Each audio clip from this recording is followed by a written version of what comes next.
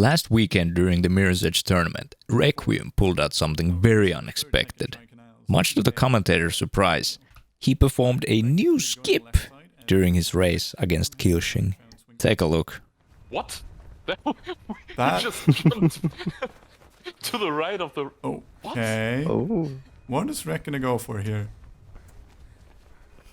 Ooh! What? Oh! What? The new swing! Well, What that the fuck? seems like the surprise.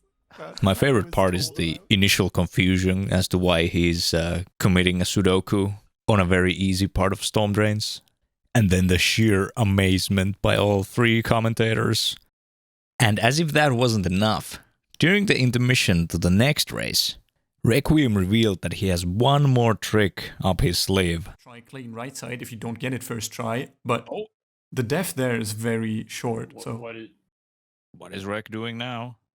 this This has to be the new thing, right? This is new canals, I guess. So I guess when you asked, is this canals risky? Okay, it's early enough in the run that this is going to be attempted. I guess Rek Rek is attempting to show us this strat one more time. This man has been cooking. Wall boost. Comes back to the game, immediately finds Pick. Tunis. Oh, You've got to be kidding me. Oh. Wow. Holy shit. Oh my God. What is this? So apparently he and Tacos had been working on showing off some cool tricks. And initially it was only going to be that canals chain that we saw on the second clip. But I believe an hour before the race, Tacos managed to find a setup for another thing he and Rek were messing around with, which is that crazy height you get out of a springboard that lands in a wall run. And the way that this glitch works is actually very interesting. So whenever you jump into a wall run, the game will store your last jump coordinates and use that to determine how high the wall run should take you. For example, if you jump and immediately get into a wall run, the wall run will carry you about as high as the jump would have.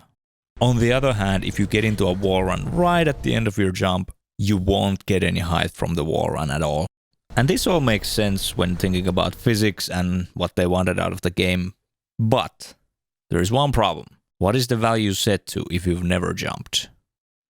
The way they've ended up programming this is that the value gets set back to 0 if you die or reload the game. And what this means is that if you can somehow get into a wall run without jumping, things will break. And lucky for us, the springboard animation doesn't set this value until the very end. So this is actually completely new tech, and there could be way more skips that come out of this.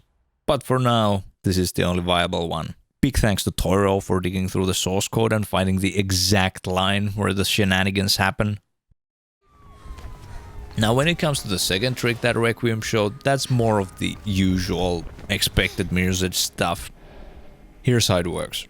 You can get 2 wall boosts on the same wall here, because the end of it is kind of separate and slants in. And out of those 2 wall boosts, you need to get a straight key glitch while blinded by this weird black texture. If you manage that and you have really good speed, you can hit a second key glitch on this building, and that will carry you all the way to the Storm Drains checkpoint. This is quite a bit faster than the old canals chain, but you have to use reaction time, so you lose some of that time save, but it still ends up being around 6 to 8 seconds faster. And that's pretty much all the craziness that went down in Mirror's Edge speedrunning. Be sure to check out Requiem and Tacos. I'll link their channels somewhere.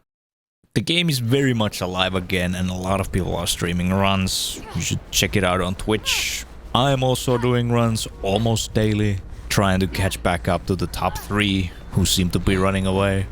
Anyway, that's the video. Bye now. Oh!